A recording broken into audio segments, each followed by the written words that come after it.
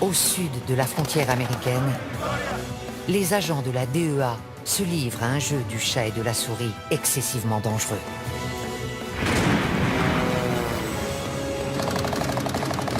Dans toute l'Amérique centrale, ces flics d'élite combattent les cartels. On n'a jamais vu ce genre de bateau. Le flot de cocaïne d'inonder le marché nord-américain. Il y en a une sacrée quantité. Il en sort de partout. Face à eux, un ennemi ingénieux et brutal. Il a avalé 100 boulettes, l'équivalent d'1 kilo. Des milliards de dollars sont en jeu. La vache.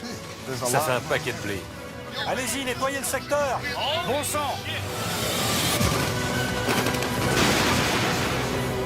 Découvrez les coulisses d'une guerre dont tout le monde a entendu parler, Le voilà.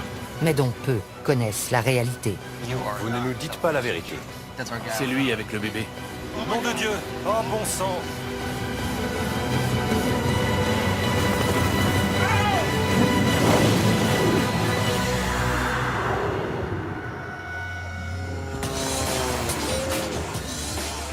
Chaque année, la Colombie expédie près de 450 tonnes de cocaïne vers le nord. Valeur à la revente, 67 milliards de dollars. Les trafiquants font entrer la drogue par bateau, avion privé et même sous-marin. La méthode la plus employée reste la mule humaine. Les mules sont particulièrement actives dans les aéroports. Une brigade de flics d'élite locaux et 2 agents de la DEA, Liam et Jack, sont chargés de les traquer. Pour des raisons de sécurité, nous ne révélerons pas leur vrai nom. Il sort encore de la poudre blanche. Ils luttent jour et nuit contre d'habiles contrebandiers qui emploient tous les moyens pour faire pénétrer la drogue en Europe et en Amérique du Nord. Il y a de la cocaïne dans ses chaussures. Ils risquent très gros, car les cartels éliminent tous ceux qui se dressent sur leur chemin, même les agents de la DEA. Giovanni était mon bras droit, mon bras armé. Cette semaine, Liam et Jack ciblent les aéroports de Bogota et de Medellín. Mission, faire quadriller les lieux par des équipes de policiers spécialisés et prendre les mules sur le fait. Il est essentiel de contrôler le trafic des mules, parce que c'est une importante source de renseignement. Ils se dirigent vers l'aéroport Eldorado de Bogota, où sont effectuées 80% des saisies dans les aéroports colombiens. On l'appelle le monstre. La police des stupes l'appelle l'école. C'est ici qu'on apprend comment ça se passe. Il y a quel vol ce soir? Il y en a un pour Barcelone, 2 pour Madrid, Francfort et plus tard Mexico.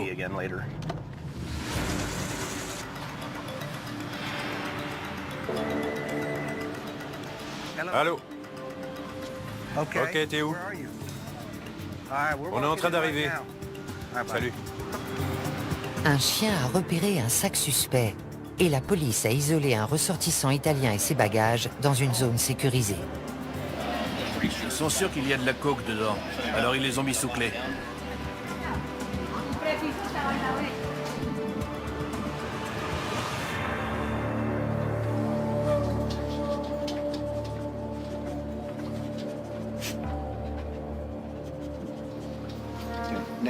Ils vont fouiller. D'où il vient? Il est italien. Il allait où? Il allait à... Parmi les vêtements, ils découvrent un objet que Liam a déjà vu dans les bagages des mules. On tombe très souvent sur des médailles religieuses. Lui, il a une croix. Ils pensent qu'ils vont échapper à la... Mais c'est curieux. C'est pas le genre de choses qu'on jette au fond d'une valise. C'est une protection? Pour que Dieu veille sur moi pendant le voyage. J'allais être avec ma petite amie.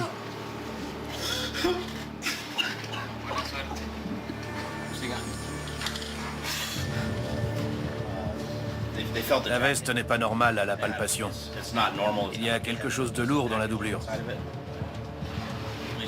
Il perce le tissu pour récupérer la substance et la passer dans ce test de détection positif à la cocaïne.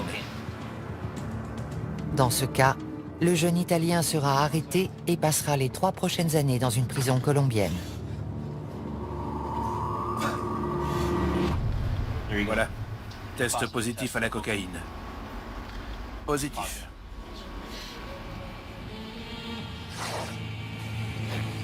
L'odeur mordante de la cocaïne passe difficilement inaperçue.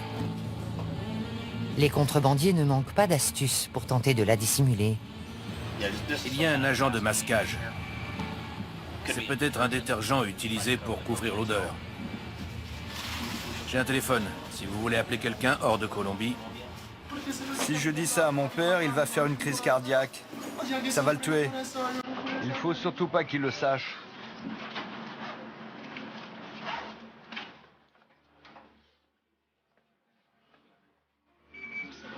Je suis arrivé en Colombie le mois dernier avec ma petite amie. Elle est enceinte.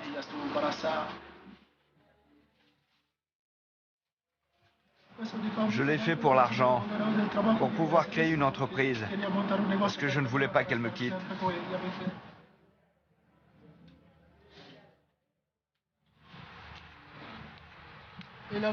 C'est elle qui avait organisé cette folie. Elle voulait qu'on passe notre vie ensemble. la tendance est aux ressortissants étrangers en Colombie. Ils se mettent avec des Colombiennes et elles les poussent à faire de la contrebande de drogue. Je ne sais pas pourquoi, mais ils acceptent. Ils plongent tête baissée. J'ai perdu la tête.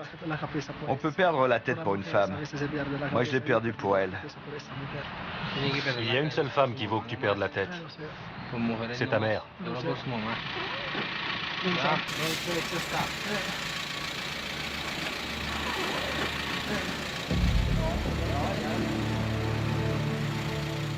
Le boulot de Liam et de Jack ne se résume pas à arrêter des mules. Leur objectif principal est de les suivre jusqu'à la source. Au revoir. La mule est tout en bas de la pyramide. Au-dessus, il y a le recruteur. Du recruteur, on peut remonter à l'emballeur. Il y a les expéditeurs colombiens et il y a un destinataire. Et puis il y a le boss. On essaie de démanteler toute la chaîne. Près de l'aéroport de Medellín, les trafiquants nous ont accordé le rare privilège de pénétrer dans leur monde. Ces gens sont ceux que Liam souhaite coffrer à tout prix. Cet homme, que nous appellerons Carlos, est un spécialiste, un emballeur dans le jargon du narcotrafic. On ouvre le lecteur de DVD, il y a plein de à l'intérieur. Je peux mettre quelque chose ici, ici et ici. Il est fier de son travail, mais il le fait rarement au public. Regardez. On dirait un câble de DVD tout à fait normal. Cette activité peut lui rapporter jusqu'à 11 000 $ par mois. Je gagne beaucoup plus que n'importe quel salarié. Je gagne en un mois ce qu'une personne normale gagne en un an. Carlos ne pourra jamais quitter le cartel, même s'il le souhaitait. Il en sait beaucoup trop. Tu bosses ou t'es mort. Il n'y a que 2 options. Tu les connais, tu sais comment ils travaillent, comment ils expédient la drogue. Ce serait très difficile de les lâcher. Tu fais ton boulot et tu la fermes, c'est mieux.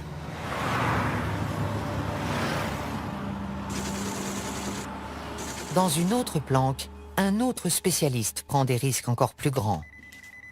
C'est une mule que nous nommerons José. Allô? Comment tu vas? Au bout du fil, le boss de José. Il veut savoir si la coke est prête à partir. Oui, ils viennent d'arriver. Marty a envoyé des chocolats.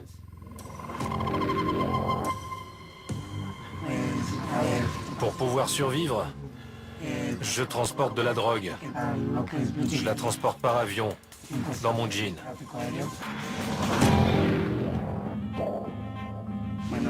Ça, c'est mon jean normal.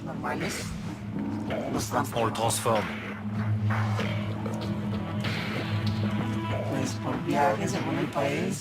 Je gagne entre 8 000 et 9 000 $ par voyage. J'ai toujours peur. Je regarde tout le temps dans mon dos.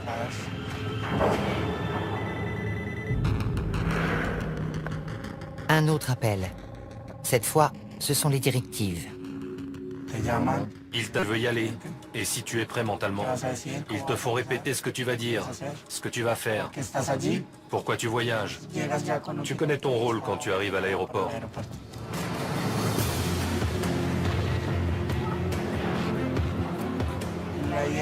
Le but, j'essaye de beaucoup parler avec les préposés qui s'occupent de moi, parce qu'ils observent ton attitude et ta personnalité.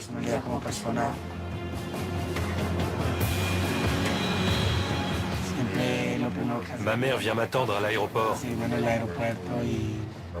Et quand j'arrive, elle me serre dans ses bras et elle m'embrasse. Ce n'est pas facile pour elle. Ce n'est pas normal. Ma mère est une femme bien.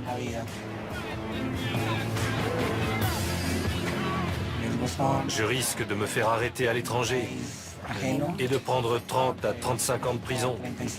Ça vaut le coup. C'est nécessaire.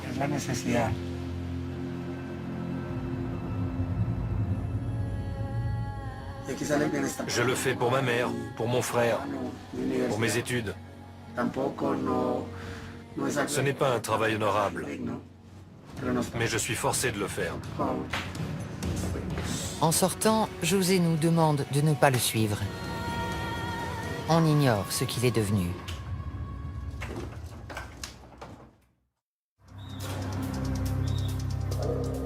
Au terminal de fret de l'aéroport de Bogota, les agents de la DEA et leurs collègues colombiens viennent de découvrir de la cocaïne dissimulée dans un colis d'aspect anodin.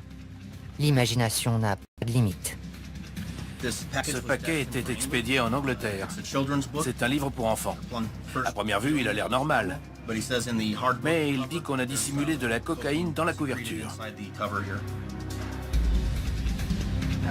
Vous voyez, à l'intérieur de cet os, ça vire au bleu. C'est de la cocaïne. Intéressant. De la cocaïne cachée dans ses paires de sandales. De la cocaïne dans les poignées de ses instruments dentaires. Les hommes de la brigade des stupes colombienne sont les meilleurs du monde. J'ai commencé à travailler avec eux à mon arrivée et j'ai vu des choses hallucinantes. Je me demandais comment ils faisaient pour découvrir tout ça. Je crois qu'on nous en apporte un autre.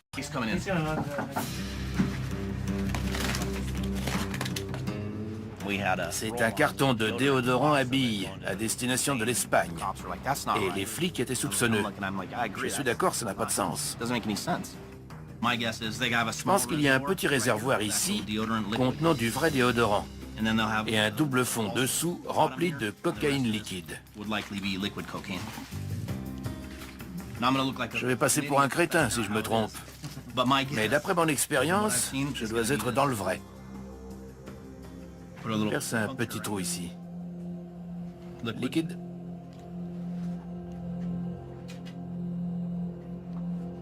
Négatif. Si ce flacon contient de la cocaïne, elle a été très habilement dissimulée. Je le presse, rien ne sort.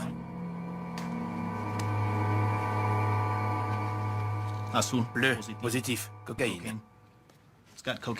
Il y a bien de la cocaïne, comme je l'avais dit. Je me sens moins bête.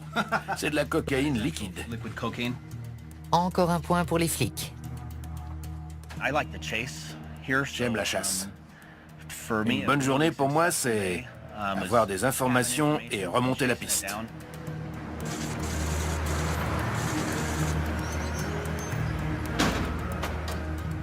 Dans l'après-midi, les hommes contrôlent des manifestes d'expédition. Ils cherchent des informations qui leur permettraient de remonter la chaîne jusqu'au chef de réseau. Il y a environ 3,5 tonnes de fret. Il suffirait d'un indice pour nous aiguiller. Ça part au Costa Rica. Il y a un nom et des numéros de téléphone. Je vais tout rentrer dans la base de données. À l'étage des départs, les policiers cherchent d'autres mules voyageant sur le vol de Madrid. Plusieurs indices nous mettent sur la voie. En général, quelqu'un qui a avalé de la drogue est très pâle. Il est mal à l'aise, il transpire. Il peut même avoir une petite croûte blanche sur les lèvres. Ceux qui s'en font une ceinture restent loin des autres. Les passagers qui montrent ces signes révélateurs ou qui paraissent simplement nerveux passent dans ce scanner corporel de dernière génération.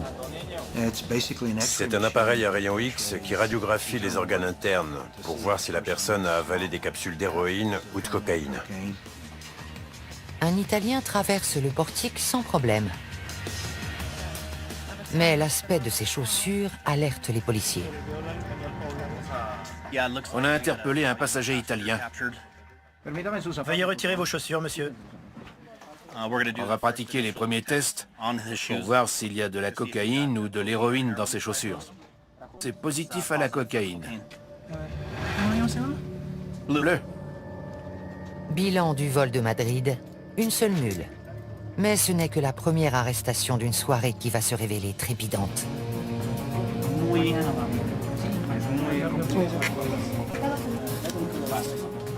Il pèse très lourd. Trop lourd. Un petit échantillon? Voilà. Cocaïne. Il y a de la cocaïne liquide dans ce jean. On voit de la cocaïne liquide au quotidien depuis environ 1 an et demi. On en saisit beaucoup parce que c'est facile à dissimuler. Quand une méthode marche, ils s'en servent jusqu'à ce qu'elle ne marche plus, et là ils changent. Parmi les nouvelles techniques, les vêtements imbibés de coke liquide.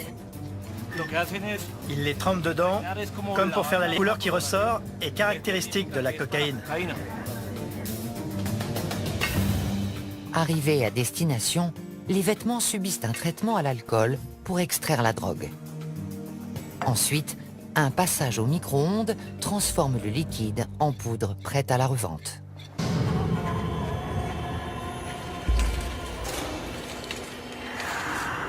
Toutes les formes de contrebande sont risquées, mais la méthode la plus dangereuse est celle des bouletteux. Liam et le major Delgado de la police colombienne répondent à un appel. Une mule qui avait ingéré 40 boulettes a été arrêtée. Cette fois, il ne s'agit pas de cocaïne, mais d'héroïne. Si elle se répand dans l'organisme, elle tue encore plus vite que la coke. Nous sommes à l'hôpital Anguattiloa. Cette femme a été prise ce matin. Comme vous le voyez, il y a plusieurs boulettes. Le test préliminaire s'est révélé positif à l'héroïne. Normalement, un policier accompagne la personne aux toilettes et la regarde expulser les capsules.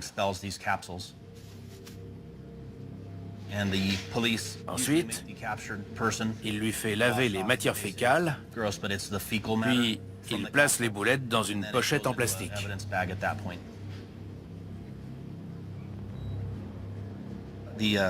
La femme dit qu'elle a avalé 40 capsules. Jusqu'à présent, elle en a expulsé 36. Il en reste 4. Elle espère qu'elle va les expulser bientôt, parce qu'elle craint pour sa vie. Malheureusement, sa vie n'est pas seule en jeu. Elle est enceinte. J'étais obligée de le faire. Je suis au chômage et j'ai besoin d'argent pour nourrir mes enfants. J'ai honte. Je viens d'une bonne famille. Il ne pouvait rien arriver de pire. J'ai déshonoré mon nom. Les miens vont me rejeter. Je sais qu'une longue route m'attend. Je m'inquiète pour mes enfants. J'ai fait ça pour eux. Liam a entendu des centaines d'histoires tragiques, de mauvaises décisions prises pour de l'argent facile. Ils peuvent se faire beaucoup d'argent. S'ils réfléchissent à court terme, ils trouvent que ça vaut la peine. Ils pensent qu'ils ne se feront pas arrêter. Mais on les prend à tous les coups. Ça ne vaut pas la peine. Ils peuvent y laisser la liberté ou même la vie. Mais pour ceux qui les emploient, les bouletteux ne valent que le produit qu'ils transportent. Pour préparer la cocaïne à être ingérée, elle doit être emballée dans des capsules de préservatifs.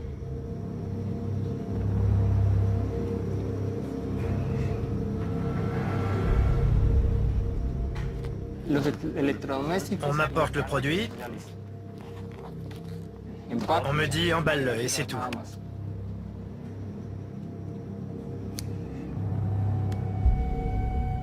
Je ne sais pas qui le transporte. Ce qui compte, c'est d'être payé. Une fois le kilo en boulettes, on engage une mule qui les avalera pour le transport. Nous appellerons celle-ci Moreau. Moreau est bouletteux depuis 10 ans. Il connaît parfaitement les risques. Jusqu'à présent, j'ai fait beaucoup de voyages et je m'en suis sorti vivant. Mais j'ai beaucoup d'amis qui sont morts en traversant la frontière. L'huile permet aux boulettes de passer plus facilement. Mais avec une telle concentration de drogue, la moindre fuite pourrait causer un arrêt cardiaque. C'est très dangereux. On peut mourir dès la première boulette du premier voyage, parce qu'il est toujours possible que la cocaïne se répande.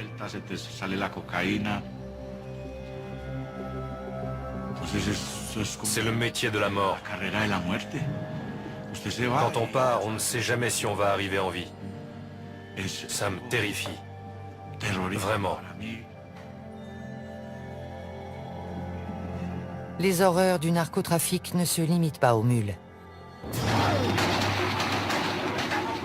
On compte aussi d'innombrables victimes parmi la population et la police colombienne.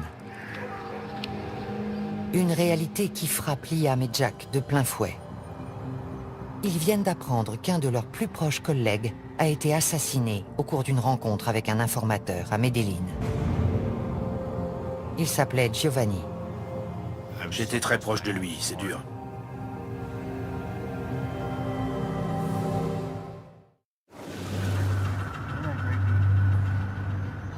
Liam et Jack se rendent à Medellín, où ils comptent investir l'aéroport pour la seconde phase de leur opération coup de filet.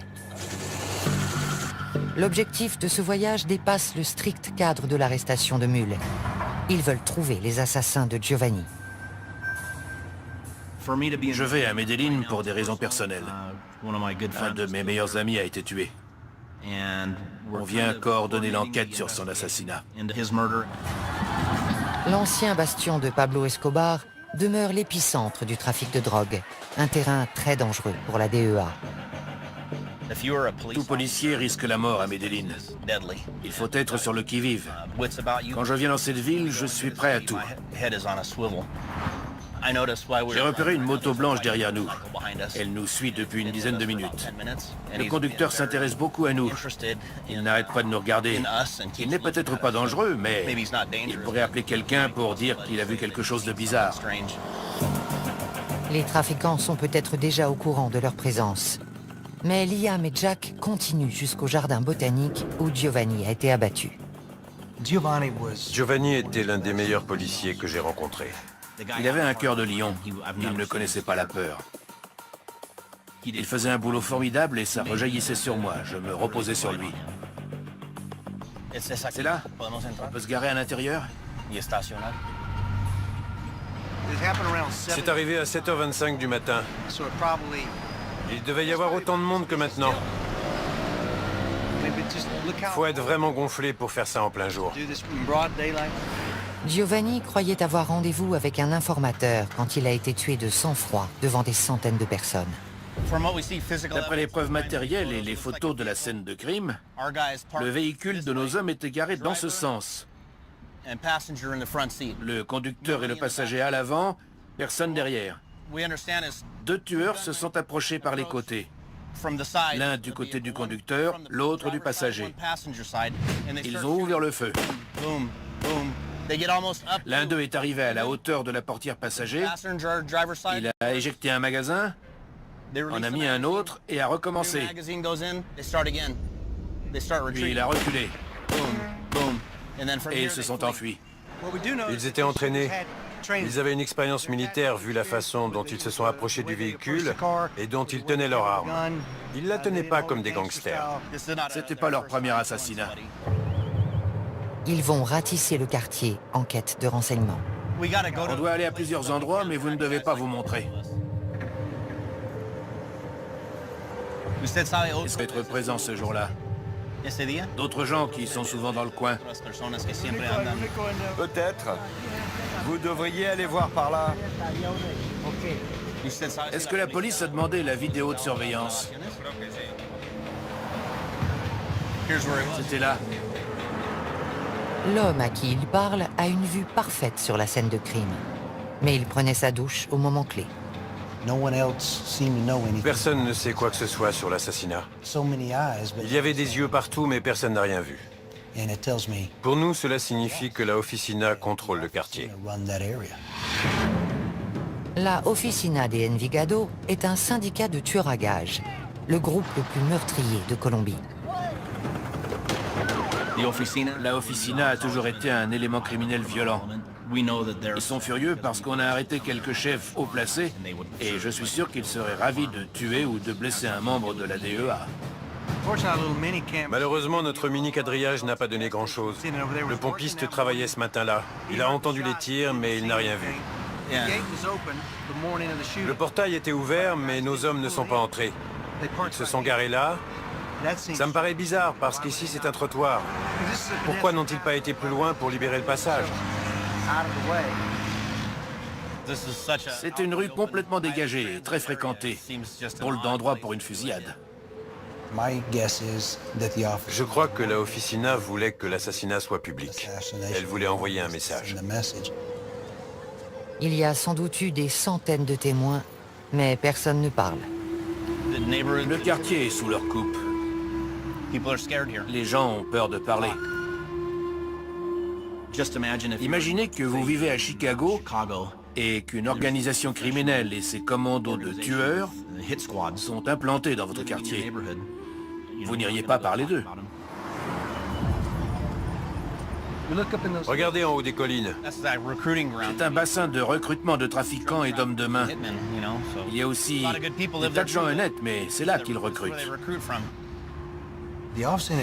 La Oficina croit pouvoir opérer impunément dans ce secteur. C'est très difficile pour la police quand personne ne veut coopérer avec elle contre les voyous qui infestent la ville et qui tuent des innocents et des policiers compétents qui font de leur mieux.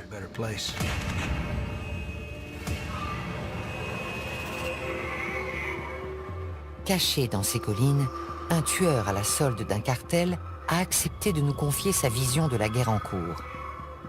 Il se prépare pour son prochain contrat, qui ne lui rapportera que 400 $. J'avais 16 ans quand j'ai commencé. J'ai grandi dans un quartier où il était courant de tomber sur un cadavre dès qu'on sortait de chez soi le matin.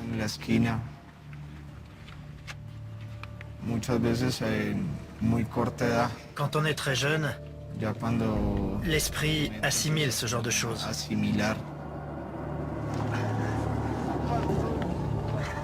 Ce n'est pas une excuse. Venir d'un quartier défavorisé n'autorise pas à tuer. Comment peuvent-ils faire ça à d'autres êtres humains? Je ne comprends pas.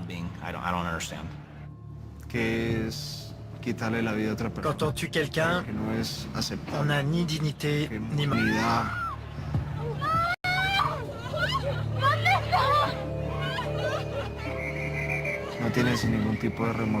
On n'éprouve aucun remords. On ne se sent pas coupable. Et chaque fois, c'est plus facile. On devient plus impitoyable. Je suis un instrument. Une marionnette entre les mains de gens puissants. Ils se servent de moi pour imposer leurs lois à tout prix.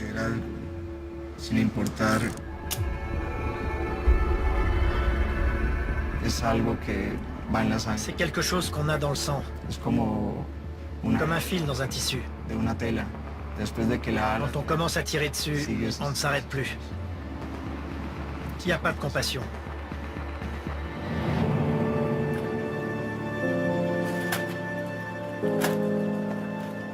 Bien qu'il traque sa victime avant de la tuer, l'assassin ignore la raison du contrat. On suppose que la personne qu'on va éliminer n'est plus utile au groupe. Ou que c'est simplement un innocent qui en sait trop.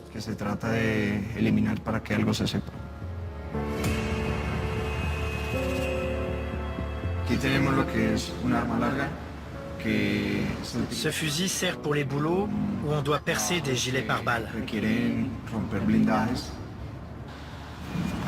Avec le pistolet, on tire, puis on le cache.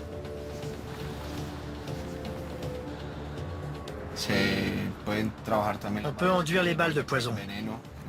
Ici, c'est du cyanure. Une simple éraflure sur la jambe entraîne la mort.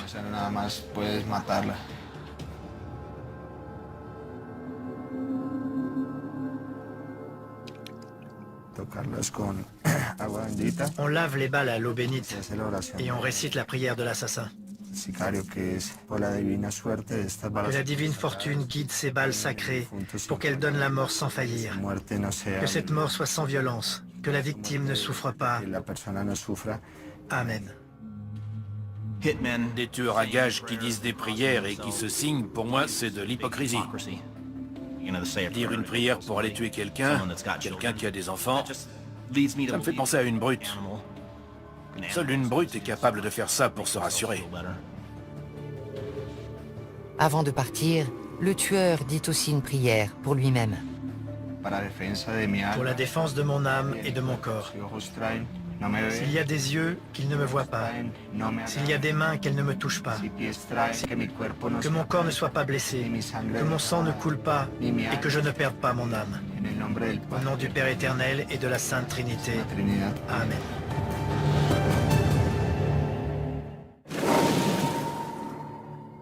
L'opération Coup de filet se poursuit toute la semaine à l'aéroport de Medellín. Une suspecte est dirigée vers le scanner corporel. Les rayons X montrent des images très bizarres, de taille et de forme identiques. Ce n'est pas normal pour des organes internes. C'est la première fois que je vois ça et j'ai vu des milliers de scans corporels. On dirait des entrailles d'extraterrestres. C'est très étrange. Une heure plus tard, Liam et Jack se rendent aux urgences pour prendre des nouvelles de la jeune femme, dont la vie est en danger. Elle a avalé 42 capsules. C'est de la cocaïne? De la cocaïne liquide, apparemment. Les capsules n'ont pas été emballées par un spécialiste. Elles sont pleines de poches d'air. Mortel. J'ai rarement vu des boulettes aussi mal faites. Elles sont pleines d'air, c'est dément. J'ai jamais vu ça. Normalement, on retire l'air parce que la température interne le dilate. J'espère qu'elle va les expulser, sinon il y a de fortes chances pour que ça se passe mal. Les poches d'air sont très dangereuses pour elle. Si l'air se dilate, les capsules explosent et elle mourra. Son organisme sera inondé de cocaïne liquide, elle fera un arrêt cardiaque et elle mourra très vite. Il faudrait pratiquer une opération à haut risque. Je vois. Vous pensez qu'elle va les garder longtemps dans l'estomac? Non. Plusieurs jours, ce serait extrêmement dangereux. Si c'est quelques heures, les chances de survie sont meilleures. Le médecin est inquiet. Il va peut-être devoir opérer la jeune femme pour extraire les capsules sur le point d'exploser. Mais si ça dure plus de 48 heures, je devrais intervenir? Sans doute. D'après le médecin, si ces boulettes mal faites restent plus de 48 heures dans le système digestif de la patiente, c'est la mort presque à coup sûr. Il lui est arrivé de devoir ouvrir entièrement la cavité abdominale pour les extraire. Si la jeune femme a pesé les conséquences de sa décision, son recruteur a certainement minimisé les risques. Ils leur disent « T'inquiète pas, on a payé les flics, on le fait tout le temps. Tu vas gagner de l'argent, il n'y a aucun problème. » La mule qui croit ce mensonge commet sa première erreur. Son décès serait la première mort par overdose de l'opération Coup de filet. Non, c'est pas facile. Giovanni me disait tous les jours « Estamos en guerra », on est en guerre. « Somos un equipo, estamos en guerra ». On est une équipe, on est en guerre. C'était son leitmotiv. Ce soir, la guerre pourrait faire une nouvelle victime. Mais pour Liam et Jack, une petite victoire se profile. On a trouvé un témoin potentiel du meurtre de Giovanni.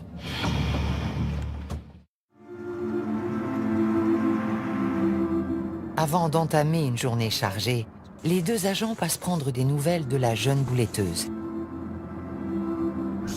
On fait juste un saut à l'hôpital pour voir comment elle va.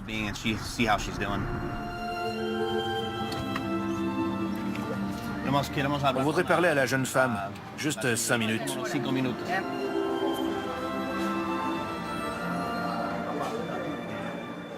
Je crois qu'elle est aux toilettes. Elle a expulsé la dernière? La dernière est passée. Le lendemain, quand je l'ai vue, j'ai été étonné qu'elle ait passé la nuit. Les formalités de sortie vont prendre une demi-heure. Ensuite, ils l'emmèneront en comparution initiale, puis en cellule. Et elle a survécu. Bonjour, comment ça va? Bien, beaucoup mieux. J'ai plus mal. Elle a eu beaucoup de chance d'expulser toutes les boulettes. Elle est complètement remise. Liam et Jack tentent d'en savoir plus sur la personne qui l'a engagée. Mais elle maintient qu'elle a agi seule. Elle dit qu'elle est seule en cause. Je ne la crois pas. Je ne crois pas qu'elle avait les fonds pour acheter de la cocaïne et prendre l'avion pour le Honduras en espérant trouver un acheteur sur place. Elle protège quelqu'un, sûrement un membre de sa famille. Bonne chance et merci beaucoup. Merci. Vous avez été très gentils. Et vous avez des beaux yeux tous les deux. Le soulagement est général. La jeune femme n'a pas payé sa mauvaise décision au prix fort, mais plusieurs années de détention l'attendent. L'affaire de la prison, c'est triste. Elle sera peut-être un peu moins heureuse, mais un peu plus avisée.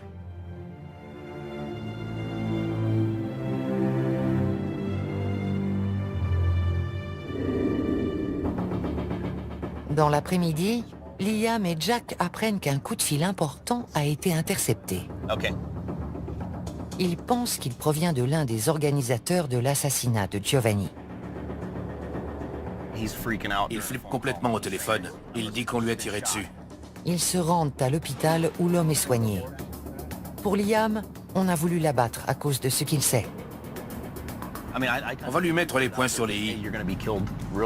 Tu sais que tu seras mort très bientôt. Si tu veux t'en sortir, on est là pour t'aider. La coopération de cet homme pourrait marquer un tournant décisif dans l'enquête. Franco, on va à l'hôpital. J'espère que cet individu va faire une déposition et identifier les gens qui ont tué Giovanni. On arrive à l'hôpital. On ne peut pas vous emmener, c'est trop important.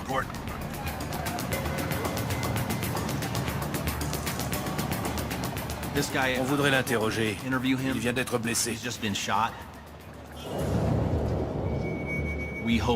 Espérons que ça lui a ouvert les yeux et qu'il nous donnera des informations sur les tireurs.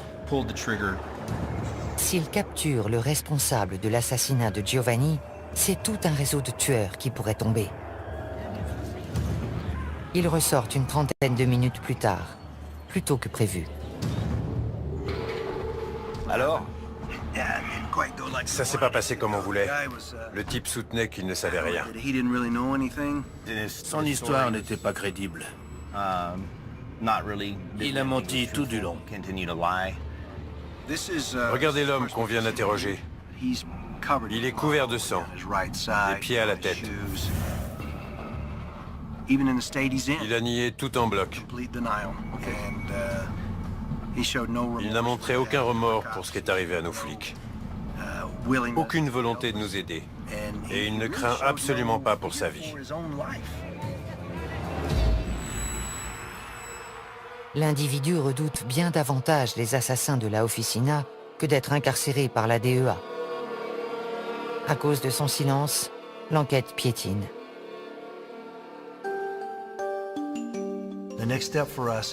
La prochaine étape consiste à demander un mandat d'arrêt pour cette personne. Qu'on le mette au moins derrière les barreaux, où on pourra le protéger.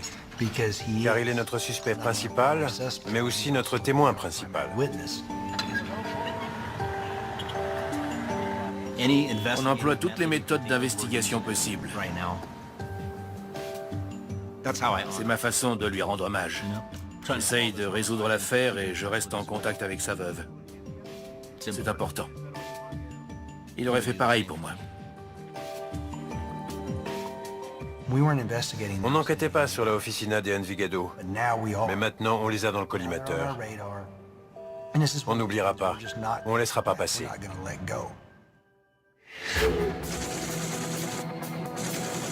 L'opération Coup de filet s'achève.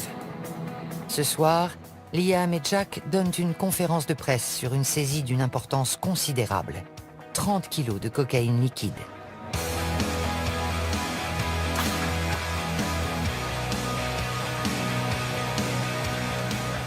Chacun de ces sachets d'apparence anodine contient un ballon de la plus pure cocaïne liquide. Elle a été dissimulée avec art, mais c'est le boulot de la DEA. Vous avez essayé de ce côté? Non, je le sens au toucher. Pas à l'odeur. Ils sentent rien, mais eux, ils ont reniflé plus de cocaïne que moi. Si vous l'ouvrez normalement et que vous pressez dessus, il sentira de la mayonnaise ou du ketchup. Et vous ne sentirez pas la cocaïne.